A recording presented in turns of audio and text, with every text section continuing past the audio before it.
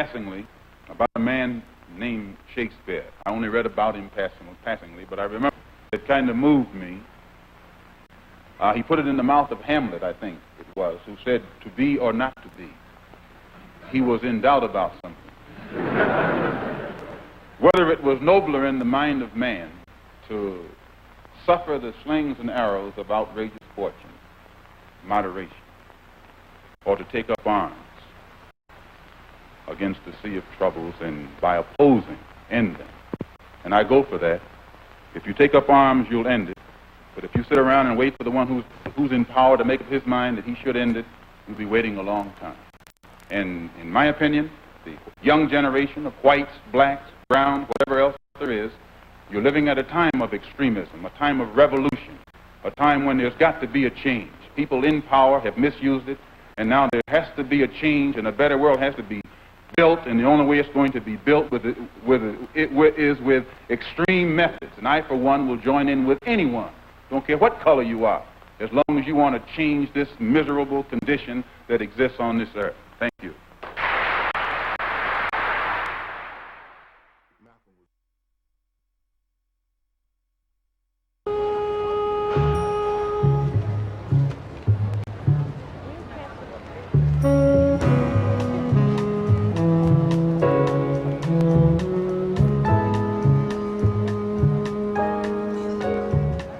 Who taught you to hate the color of your skin? Who taught you to hate the texture of your hair? Who taught you to hate the shape of your nose and the shape of your lips? Who taught you to hate yourself from the top of your head to the soles of your feet? Who taught you to hate your own kind? Who taught you to hate the race that you belong to? So much so that you don't want to be around each other. No, before you come asking Mr. Muhammad, does he teach hate, you should ask yourself, who taught you to hate being what God gave you? Most of us blacks, or Negroes as he called us, really thought we were free without being aware that in our subconscious, all those chains we thought had been struck off were still there. And there were many ways where what really motivated us was our desire to be loved by the white man. Malcolm meant to lance that sense of inferiority. He knew it would be painful. He knew that people could kill you because of it, but he dared to take that risk.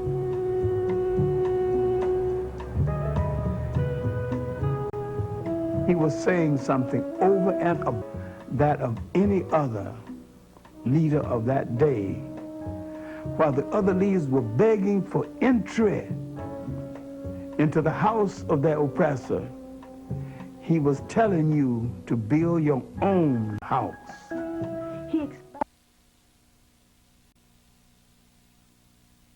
Experience. I have a special treat for us today. Two of my best brothers, Professor, Doctor, well, Professor, Elder, Metaphysician, Reverend Dr. Philip Valentine, and a good brother, Minister Kevin Muhammad, head of the March number 7, Nation of Islam. Peace be unto you. I mean, everybody said, no, you're having these two on together? And so the guys on 125th Street are dubbing this tape as we speak, because they think, they figure, what's going to happen? I'm a Christian, Dr. Valentine, you're a Muslim, and Dr. Valentine, I think, claims them all, because he was once a Catholic. He's dealt in. He's the comparative religious doctor of all religions. We claim them all as well, so you're the only one left out by yourself. Well, I'm listening to you guys, so I know if you guys are, I'm following your lead, because you have the following, and you have the teachings under your belt. I mean, I'm merely a television host trying to get information out to the public. And it's surprising how many people come back to me and say, you're doing a good job. You're thanking my brother for passing out the information. So now, what I wanted to start with was this shooting that we just heard about, the police officer not being indicted, and seems like I ran the Amadou Diallo piece last week at Reverend Sharp 89, where the mother and the father were standing a week after the shooting, and everybody's heart went out to the spiritual brother. He had a prayer rug in his knapsack and a computer. He was studying computer science, and a good Muslim, prayed 5 times a day at least. And seems like a lot of us were touched by that. But here's another situation where a youth is shot down for accidental. There's no accidental murder on the law books, really. I mean, if you kill somebody, something should happen to you. There's no accident. How could the police accidentally kill somebody? What are your thoughts on that? Whoever would like to speak first? Well, I'll say this, my dear brothers. You can't expect anything less than what came. Right. This is why I said that Friday morning at the funeral to the mayor, the people are fed up. They're very tired of white officers representing a blue wall instead of a true one. Right. Always being let and set free after accidentally killing, but yet killing the same, a black or Latino, not even youth or child, but person, whether it is a male, a female, elderly, defenseless, young, thorough, and non-criminal. So now the grand jury should have come back with some form of indictment to make him pay some penalty. Now he gets off paying nothing. Timothy Stansbury Jr. is accidentally dead, but dead the same. And a grandmother has lost a grandson, a father, his son, a mother, her son, and a community, a native son. So now what is the black community to do? To listen to the PBA president? This just happens that way? There is no one benefits in this? Oh, I'm sorry. The police officer will benefit with his freedom. His wife and family will benefit with having him back home. But the Stansbury family will benefit with nothing. Nothing paid for him having a pathology of psychology and having a fear for the shadow of the young black youth, that he couldn't prevent himself from pulling that trigger. You may not have waken up in the morning time, but something happened in the wee hours of the morning between opening that door that he couldn't hold his trigger finger without killing that young boy. Something has to happen. And so God now is going to move in his own way. But I expected this from the grand jury. You expected because that's what the grand jury is set up for, to let people off in this kind of way. That's the white man's grand jury. It ain't the grand jury to bring justice for blacks and Latinos and Native Americans or poor whites. They ain't the grand jury for them. Did you think after the police commissioner spoke up, well, you saw what happened with the union stepping in and digging up 20,000 signatures against the police commissioner. But I thought that something would happen, since the mayor and the police commissioner seemed to want to seek some kind of justice for this. You're watching the scenario, an old one, called Good Cop, Bad Cop. Right. Still right, a cop. Right. So we don't have any media celebrities that are stepping forward to take this ball. Everybody's into presidential races and things now. So these are Charles Barron, well, again, we are dealing with a revolutionary. we're dealing with a certain echelon. Like I said, no change is going to come from the top down. It's going to come from the bottom up. And no politician, no leader, no one moves until the people are ready to move. And it seems that the people are not ready to move. If anything happened in another community like that, we would have fielded at least 50,000 people already. There's nobody in the streets. There's nobody saying anything. There's nobody at that level bringing that attention. They say the squeaky wheel gets the oil. Well, until we are down there shouting like a squeaky wheel. There should have been nobody even able to, there's no traffic should have been moving. Nothing's supposed to have been done today. Nothing. After that particular grand jury handed that up, Do you think that any other community would have allowed that to happen? Business is going as usual? No. Again, there is no resolve, there is no determination. We have been put into a stupor. We are still right now dealing with the last effects of the beating from Amadou Diallo. Nobody has come up as yet. We're referring back to it, not understanding that there is a continual war on our youth going on. And I know the brothers from the nation are one of the people that are standing out there. They are the ones who are out front. Well, this is. But we can't just have those brothers being the only ones. Well, this is a time that I think we all need to stick together. You know, Christian, Jew, Gentile, whatever. You know, Well, it's- I'll say this, Winston. I am for, if Dr. Valentine or yourself is the lead wire in a particular situation, I'm with you, okay. as the cause is just. Okay.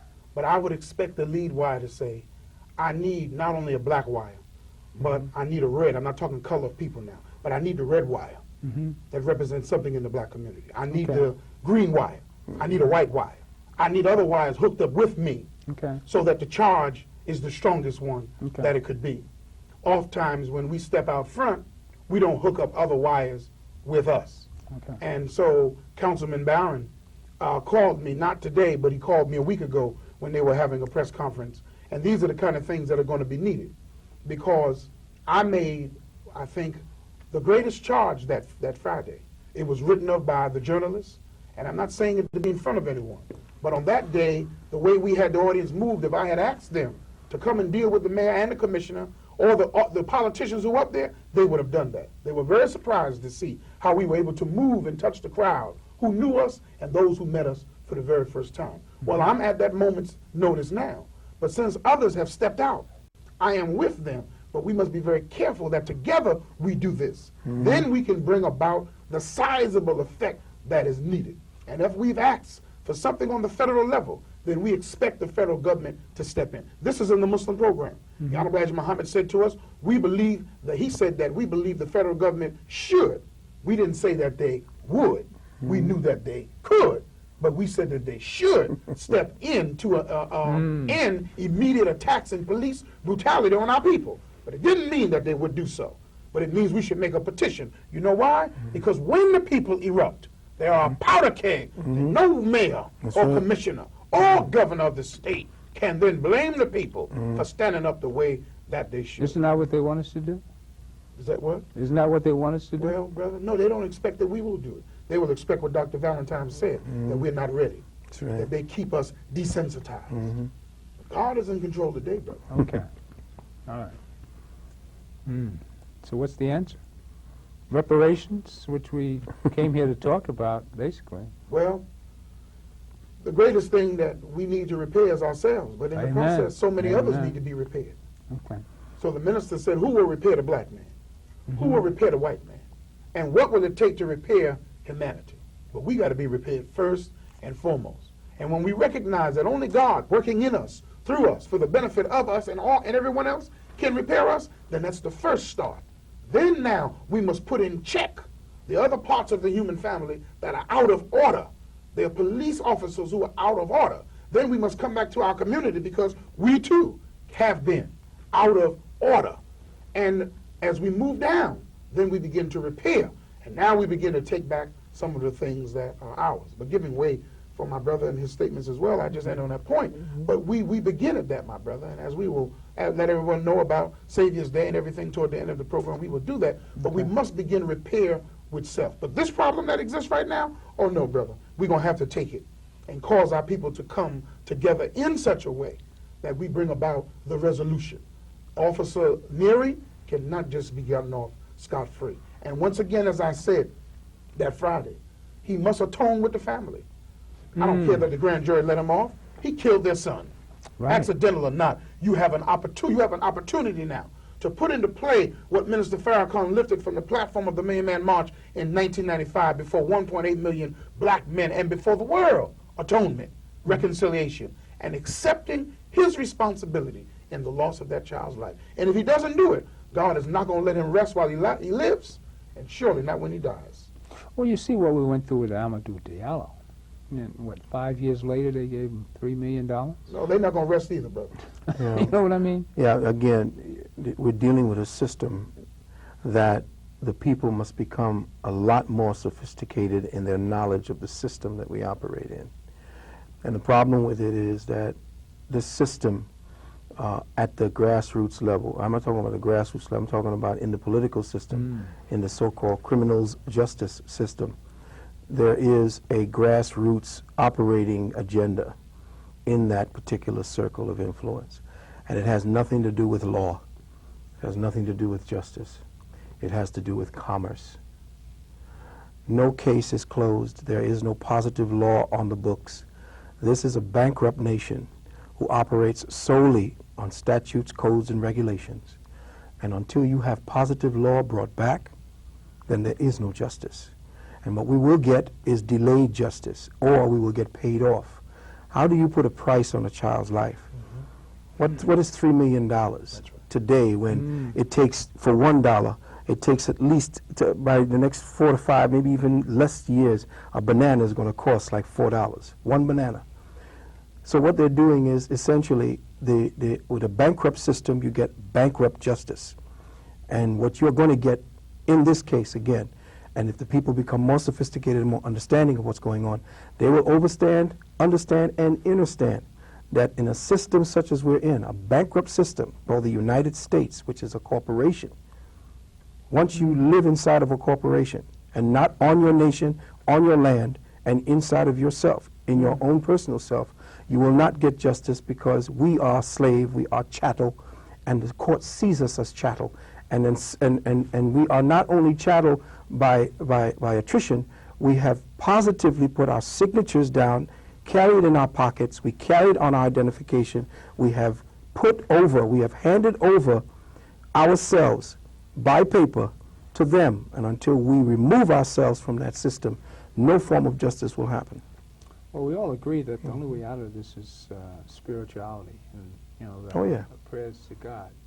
So it's not a weak point to say pray and God is in charge, because the demons that are in charge of all this, it's a time for it to end, isn't it? Well, we see the demons. But it's time for it to end. Armageddon is on us, isn't it? Revelation is real. 400 and something out years, brother, we've been living Armageddon. That's right, sir. We've been in Armageddon, brother. There's no time frame for Armageddon, especially for peoples of color here in this country. We've been in Armageddon. They're writing their story and pretending it's theirs. It's ours. So there's nothing that we have not yet faced. We are being given, just like they said, the brother said, that there's something that's going to happen. There's a resolution. There's a time when someone has to face up and take responsibility. But the only way we're going to be able to take responsibility for ourselves is to teach our children, to let our children understand that the system that they're being taught in schools to recognize as being the system is not the system. It's not the true system. No, I'm sorry. The system that we're presently under will not give us any justice because we have handed over what we would have handed over to them, which is our soul, in the form of our handwriting, in the form of our signature. We've handed them our life to do with as they will, and we are under contract to them. So being under contract, the courts being a court of contract, will not move unless that contract is broken. And the contract being? Your social security number, your driver's license, your birth certificate, until you get your birth certificate, which is an instrument of commerce that you gave over, your mother gave over to them to file, until you get that back and get back your straw man, which is the man they're moving against, which is why you're 3/5 of a man, until you get that back from them and get into the system of commerce and get out of and stop being a slave and someone who is a debtor. You go into court as a debtor. You cannot get anything as a debtor because a debtor is a slave until you change your category from debtor to creditor. And until you are a creditor, you are not going to be treated with any respect in their courts. Well, we as African Americans, or as black people here in America, with some sort of unity, like minds, not same religions, or just like minds, spiritual like minds. This is one reason why I have the both of you here today. Because it seems to all these differences which people perceive you to be is really I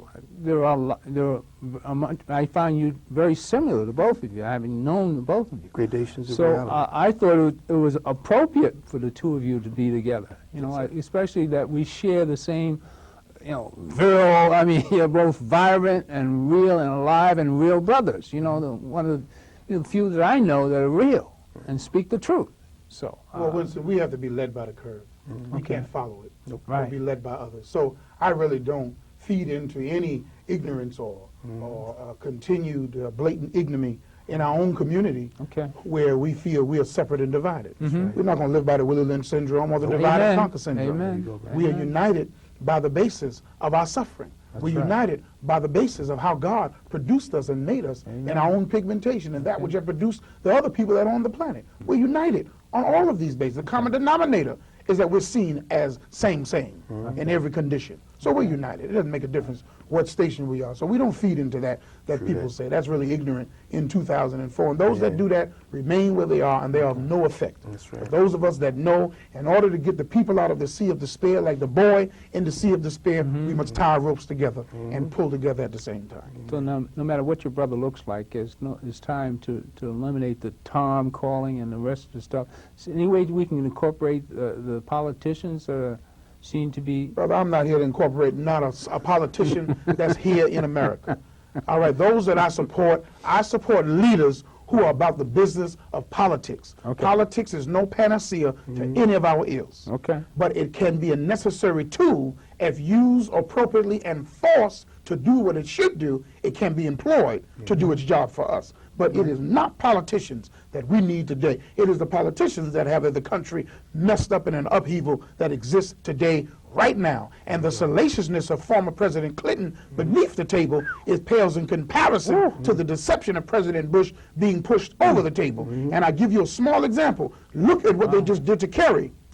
Before he went into Wisconsin, they threw this thing on him with a female and a woman. This is only the tip of the iceberg of what the Republicans and President Bush is willing to do to rob and to steal and to deceive the American people for another 4 years. But I say what Minister Farrakhan says. This man, President W. Bush, George W. Bush, is born to lead this country to her destruction. So you think he's going to... There's no stopping the re-election of King Bush? Well, King Bush, you have to take him back. He goes back to to Edward Plantagenet. Edward Plantagenet goes back to 12. He is more royalty than his father. That's why the same relationship that I think it was either Chamberlain had with one of our presidents is the same that Bush has with Blair. This is historical. And what it is that Blair is actually following his leader, which is essentially a member of the royal family. Bush, both the father and the son, both have joint bank accounts with the Queen of England. And they're Illuminatis. Well, yeah, from the Coates Bank they have a joint bank account with the Queen of England, who actually signs your Social Security check. So there are things that we in this country have no clear understanding of, that there is a incestuous relationship. Run that by me again. I mean, No, for my public out there. I think the people already heard it. They just had to run the tape back. Whoa, ask the people, who do we owe? That's right. To join my brother. Who do we owe $3 trillion to? All right. Who's owed $3 trillion? That's right. It ain't the U.S. Treasury Department. Sure ain't.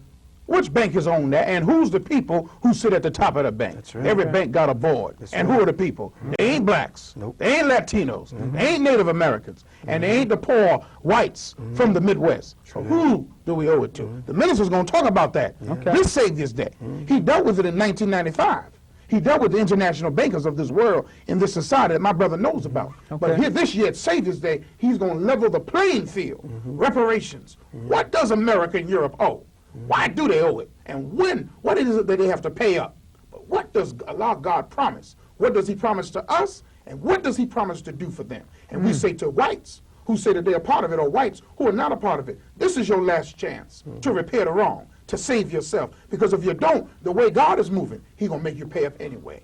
It ain't going to be no good. You paid the Japanese, but you ain't going to take care of the black man and woman. And I ain't talking about money. We're talking about land. We're talking about assets. We're talking about land that's minerally rich. You're talking about us being able to go for self. We're talking about in a country where they tell you there's 100 contracts out there. We'll give you 30% as a minority when we're the majority. But for the sake of calling us minority, they give you 30% of the contracts. So you get 30 out of 100. But the contracts are worth $10 million. So if they give you 30 contracts out of 100, you only may make $500,000 or $1 million. That's nothing. Give us 30% of the money. Then we can go for How about controlling the homeland, Africa?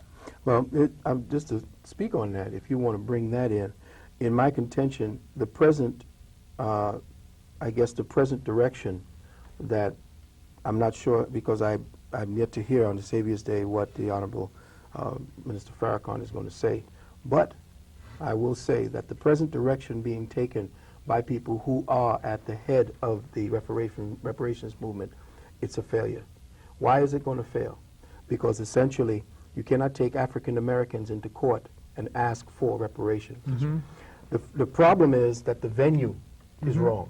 Okay. And you'll see that the last ruling of the court was that they found it frivolous.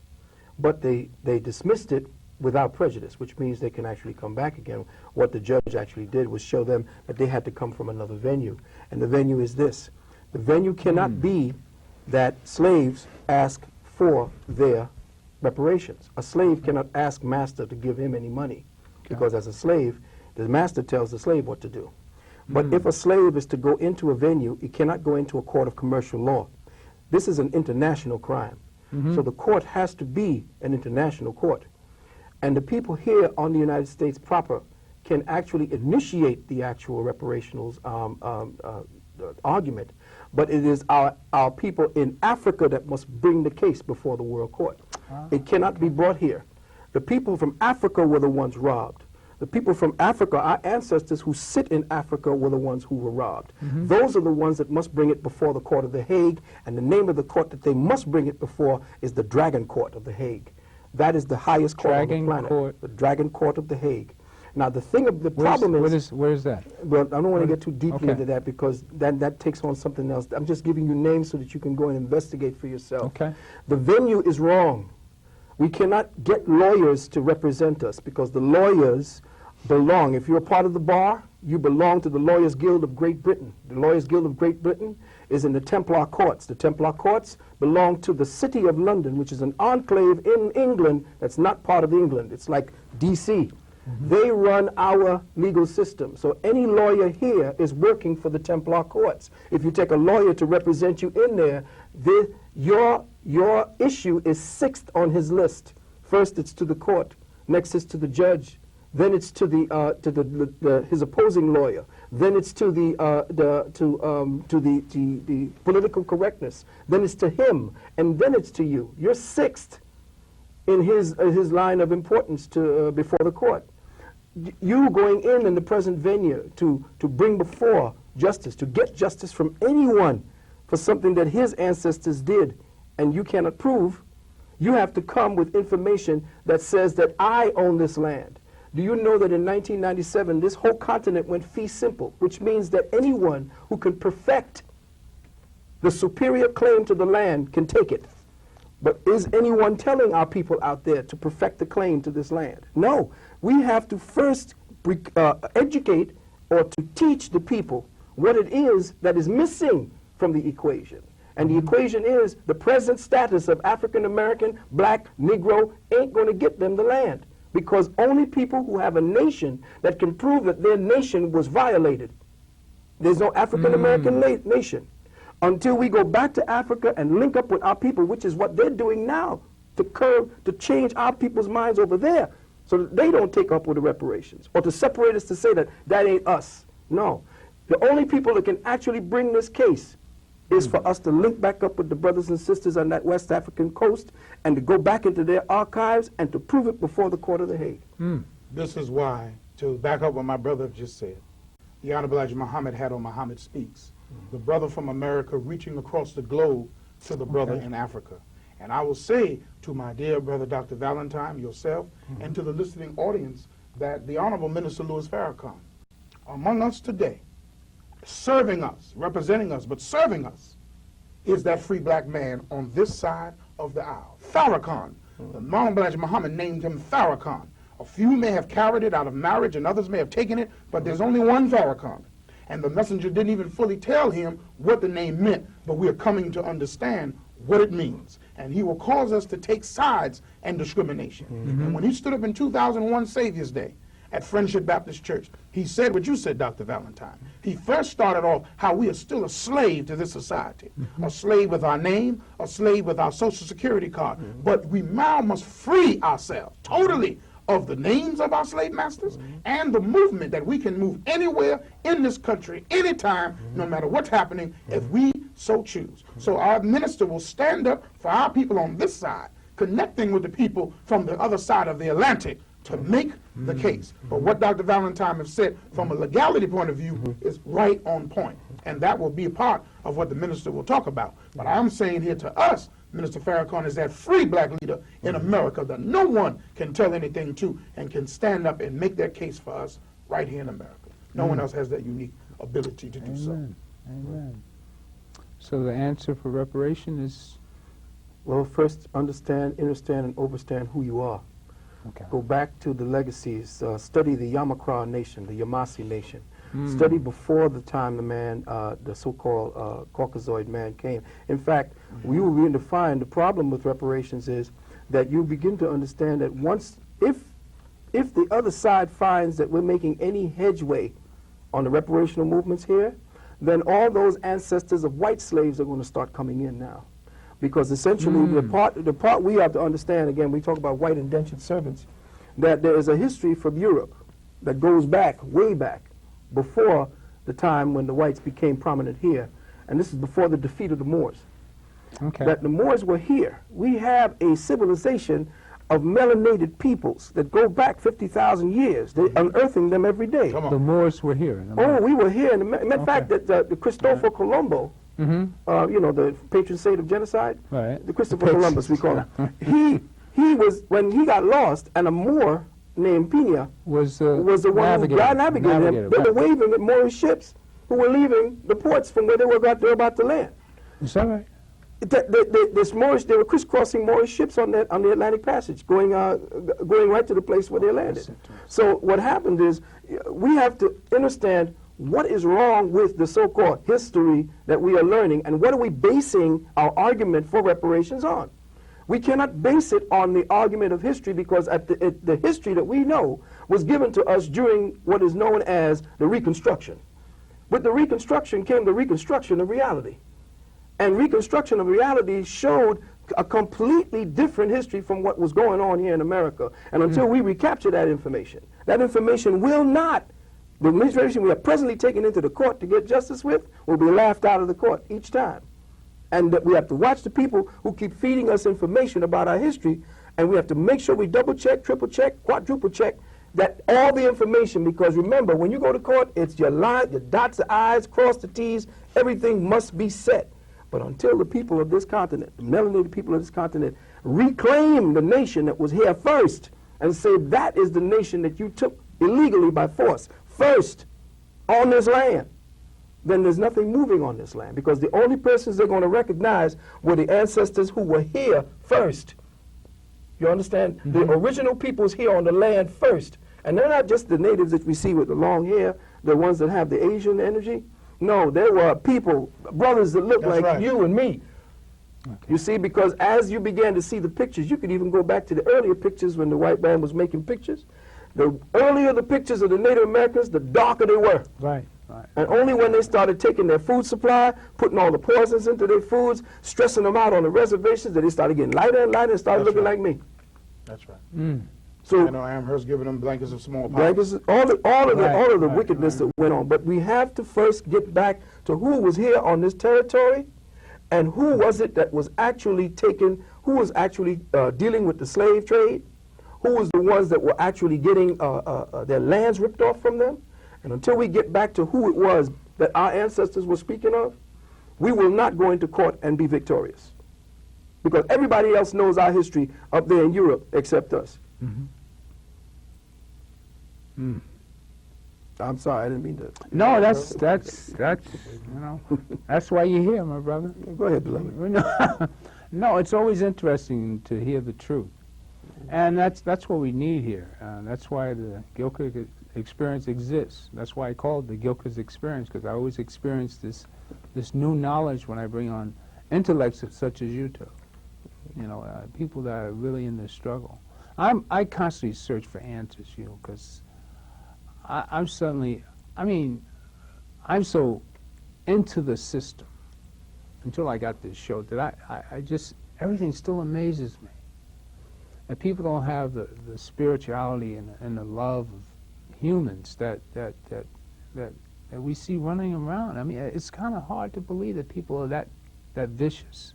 Oh, my brother, no, I that's know. not. Well, I mean, I'm that naive sometimes to think that, you know, yeah. And then when you really know, and when you watch things like the shooting yesterday, There are people, my dear brother, I know that, but it's who hard to the accept depth of sometimes. evil, there is no depth. Yeah, And I'm being very kind to the viewers. yeah, I know, but it's hard to believe that sometimes. No, But then when brother. you see it, You know, how can it be hard, brother? yeah, We lost over 150 to 100 million in the Middle Passage. We came over as chattel slavery with locks and chains and our own feces and our own urine. Huh? yes, How can we be hard to believe that? We have been gunned down and shot down. The Indian has been killed on the reservation, have been tricked and have been lied to. Right. Our women have been raped. How can it be hard to believe that, Winston? How can it be hard when mothers, listen now, Winston, in repairing the wrong under slavery. But knowing the Hold on. truth. Mothers, no, Winston, mothers had to teach their daughters how to hold their body in such a way when the wicked white slave master, your fathers, who raped our fathers, and my mothers and my daughters, our fathers, she had to teach the daughter how to hold her body so that the white man wouldn't tear her flesh like the strong Thurman family and lied up until his death. And then an old Negro go and defend him. You wouldn't have done that for no black man. So black women have been raped by the white masters. And she had to be taught how to take her spirit out of her body. How do you do that? And you're there at the same time and come back after it's finished. Hell, he stayed there so damn long. You couldn't stay away that long. That's right. So how can we not know the depth of the evil? We've been hung on trees. Go get a book, Without Sanctuary, and read and look at that book. Go to the Blacks in Wax Museum in Baltimore, Maryland. And when I was in D.C. on Saturday, they have a building for the Jewish Holocaust, but there is no building yet, even though it's up. Why did it take so long to put together a slavery museum? And are you going to put that? Slavery. One of the worst holocausts that have ever been done to anybody. That's what we got to teach our people. And that fervor and that spirit so that you hate what was done. So we can say, like Jews say, never again. But hell, it's still happening. It's happening under NYPD. It's happening under racial profiling on the New Jersey Turnpike. It's happening in the ghettos all throughout America. God is tired of this, brother. And after this message, this is going to be it, doctor. You ain't going to keep seeing in between 2004 and 2008, it's all going down. It ain't going to remain this way anymore. No. Time is up. Yeah. The mathematical time sequence is up, and the right.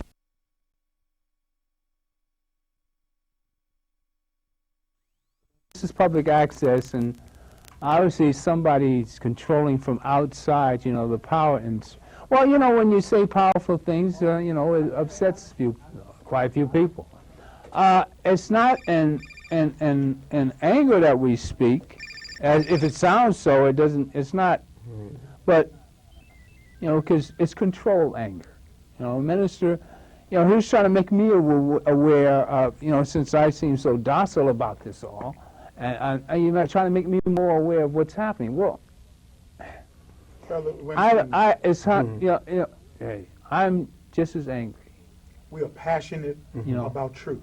You know, that's what I mean. We are more passionate than the pilgrims and the dregs from England who came over here and pillaged and robbed everyone else and take the credit. See, we spoke earlier about Christopher Columbus. He was a marauder. He was a terrorist, man. But he's given the credit for discovering Indians, and that's not even the original name. So they focus on that so-called good, but forget all of the madness that he did to do so? No, come on now. You're passionate. But you were on. You were on at the peak of your passion. Yes. The lights went out. Well, I'll This is tell you, amazing. just the lights went out. If I may forward a conjecture, what happened is a electromagnetic pulse. The technology exists to isolate a specific broadcast, and if the satellite is above or triangulated in the proper place, you could send a surge that completely cancels out a broadcast or shuts down the actual machinery. And if you notice, we went back in the back, and all the machinery was shut down. Right. There are sophisticated weapons. They're called EM weapons.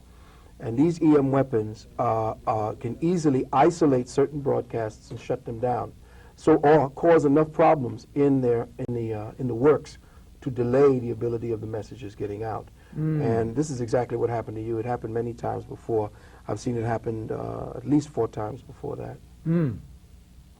So we talked about the Matrix, Matrix 2, and how everything's being manipulated and controlled. And we're sitting here talking about these things being controlled, and zap, we were controlled. Well, you know what? We should actually get back on the subject, because that's exactly what we want to do. That's part of the diversion, to get bogged down into, oh my God, what happened when the time burns? We're burning time right now that could be actually putting information out to the people to let them know what's really going on. The rest of that is superficial. We could get for another show if we want to talk about EM weapons, which is really what they're going to be using right now. The new kinds of weaponry that they're using and experimenting with over in Iraq, the ones that they did in Vietnam. This is all going to be par for the course as we go on into the millennium begins to drag on.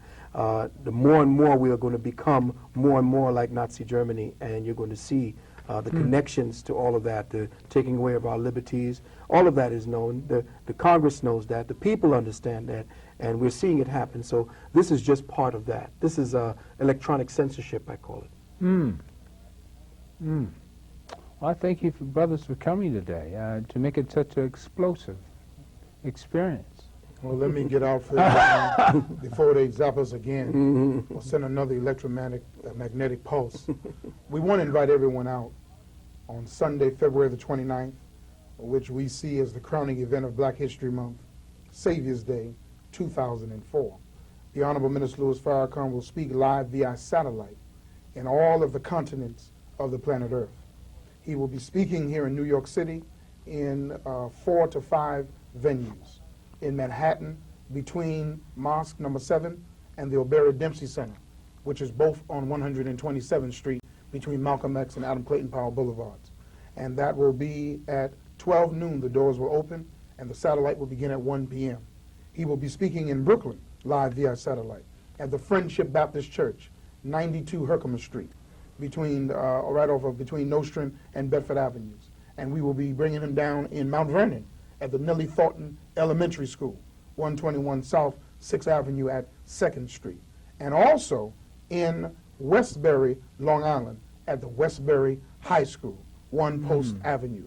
We will be bringing down the satellite. You can call 212-865-1200 and express extension 3 for the Savior's Day information line.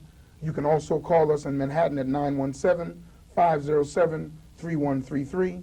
Also in Mount Vernon at 347-242-7924. And in Brooklyn at 718-789-8965.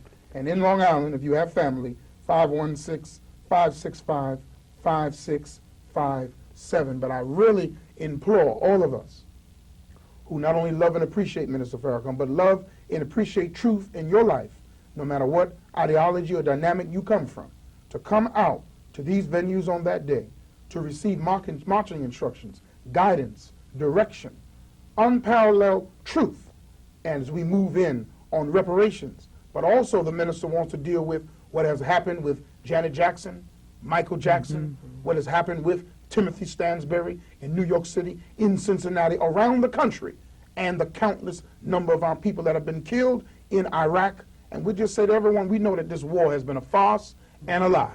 Everything that Minister Farrakhan informed President Bush, representing other people and other voices, have all come true.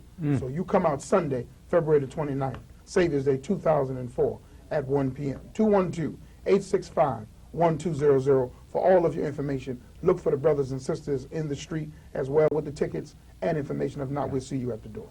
I'd just like to say this. You might add the Gilchrist experience to that list now, because this is no coincidence. And it seems that whenever you're trying to tell the truth, these sort of things happen. Happened with Black United Fund and Kermit E.D. It's Dr. McIntosh. It seems like every time we turn around, it's something where spiritual people are coming about trying to bring everybody to God, really. And we're not preaching, anti-anything. We're trying to bring love to people. But there's no reason why we can't remember what's happened to us.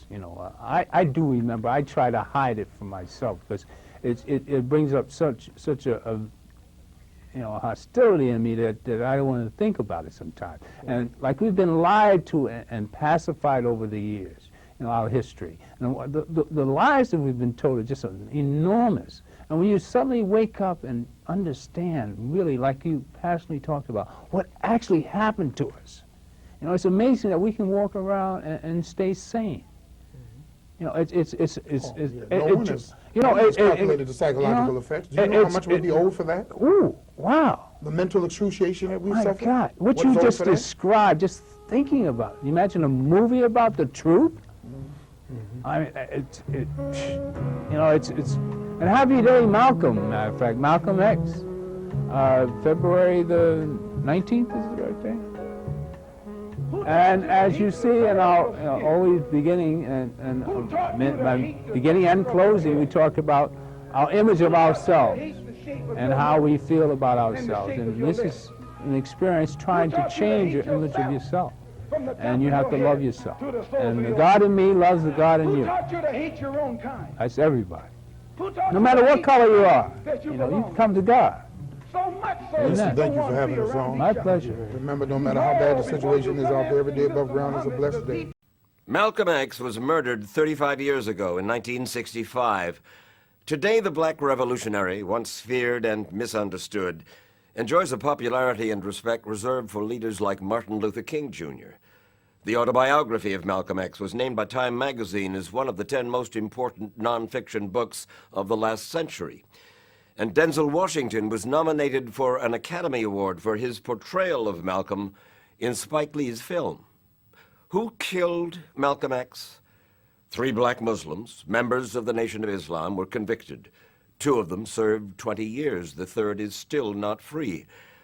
But the current leader of the Nation of Islam, Louis Farrakhan, has long been suspected as the instigator, the behind-the-scenes force who triggered the killing.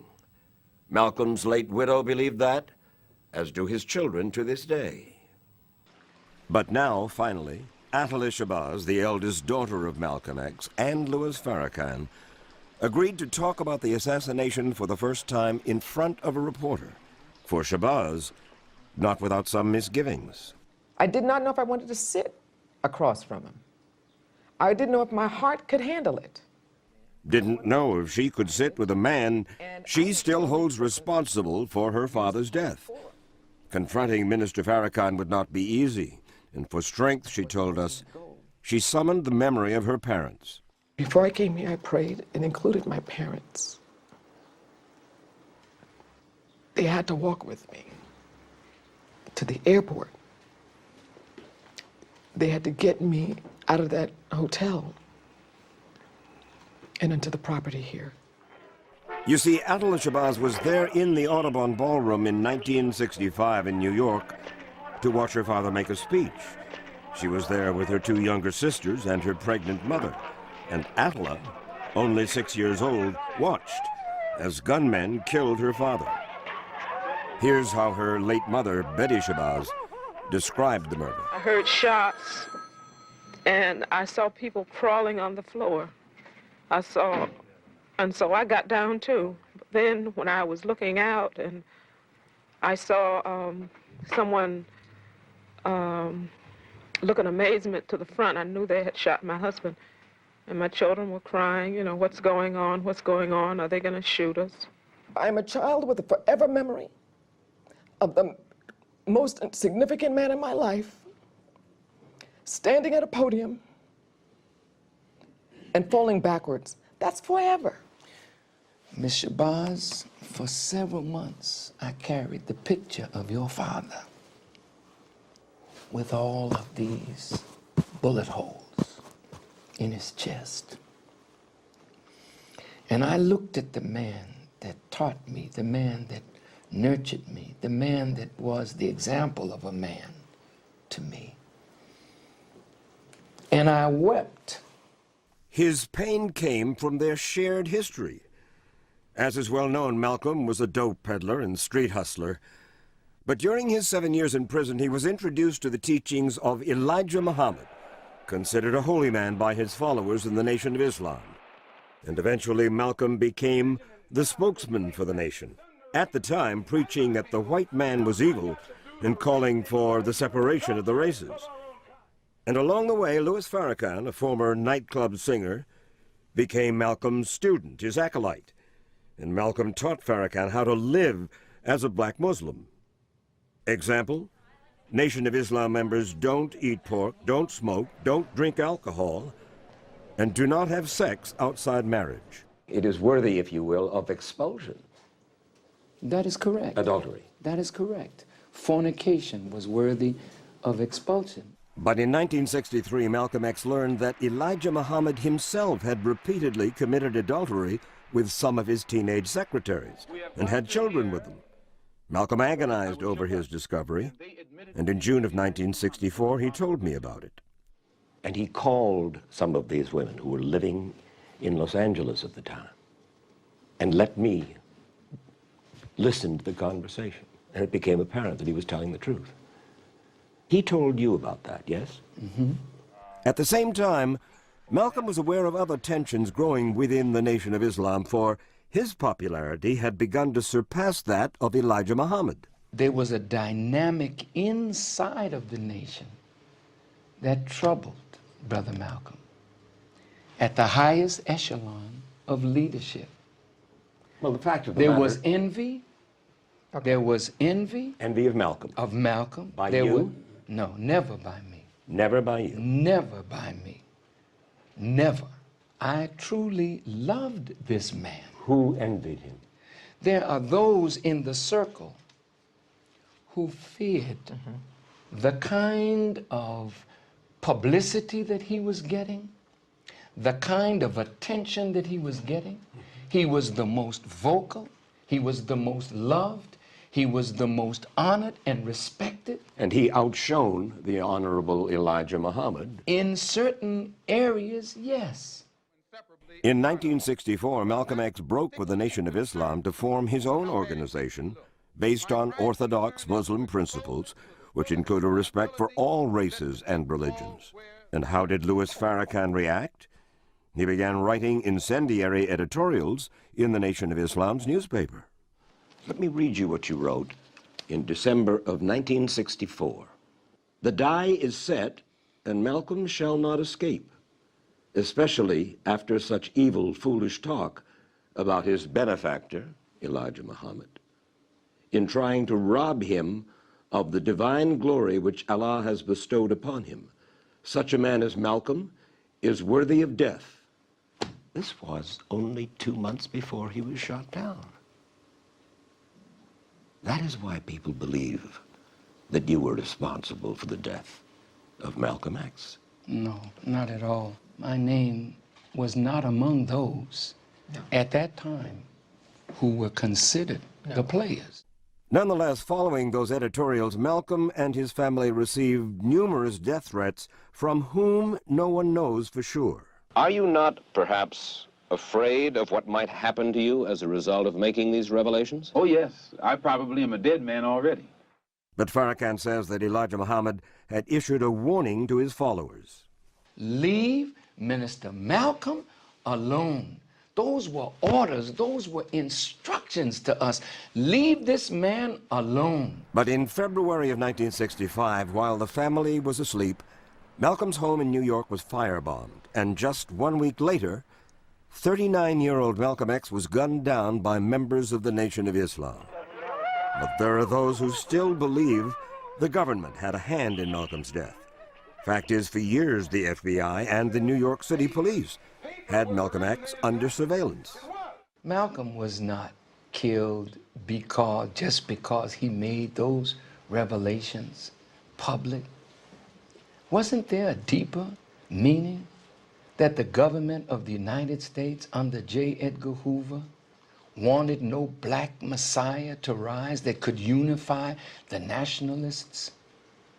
And is it not true that the government of the United States spied on all black leaders? And is it not true that the government had people on the side of Malcolm and people on the side of Elijah Muhammad that kept this thing going? This is bigger than the Nation of Islam. Even so, Atala Shabazz says her father knew the names of the Nation of Islam members who'd been assigned to kill him. Did your father not have a list of the people? Oh, my father knew everybody, personally. The people who were out to kill him? The list was longer than those who actually pulled the trigger. People from the Newark Mosque are the men who did it, yes? Now, you asked me, yes. Most of them, from what I understand, were from the Newark Mosque. And the night it happened, you were at the Newark Mosque? That is correct. Coincidence? Well, look, the minister... You're from Boston. Of course I'm from Boston. Farrakhan explained that he'd simply come to Newark, New Jersey that night to preach in the place of that mosque's minister, who, says Farrakhan, was preaching in New York. Although for decades he's tried to distance himself from the actual murder, just 7 years ago he was still charging that Malcolm had deserved punishment. And if we dealt with him like a nation deals with a traitor, what the hell business is it of yours? But now Louis Farrakhan, recuperating from prostate cancer and facing his own mortality, has a different appreciation of Malcolm X, and he wanted Atala Shabazz to know it. He did most of the talking during our 4-hour meeting. Finally, Shabazz could no longer hold back 35 years of anguish. Indeed, the FBI probably had something to do with it. But we have to say that adult men between the ages of 20 and 40, black faces, who chose to put a trigger in their hands and unload until it was empty, have to be culpable. You can't keep pointing the finger because my father was not killed from a grassy knoll. And I have sisters who are spun out into this environment as tumbleweed, unhealed.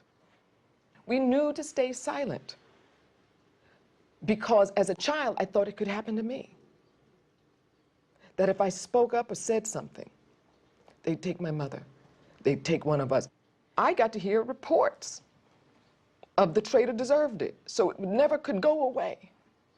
Those reports didn't come from the government. Those reports did not come from the police. They came from the tan and brown and black faces that once claimed themselves as family members. May I, Ms. Shabazz, say, they say hindsight is 20/20 vision. I wish that Malcolm X were alive today and not dead. Yes, it is true that black men pulled the trigger.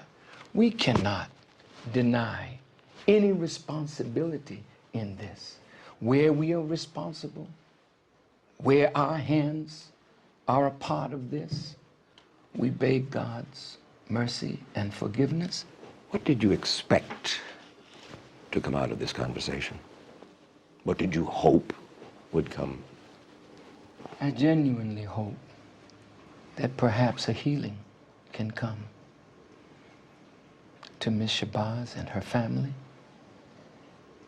As I may have been complicit in words that I spoke leading up to February 21st, I acknowledge that and regret that any word that I have said caused the loss of life of a human being. Just this past week, Atala Shabazz gave me her reaction to the meeting. Quote, He has never admitted this before, publicly, until now. He's never caressed my father's children. I thank him for acknowledging his culpability, and I wish him peace." Unquote. Malcolm X would have been 75 years old this month.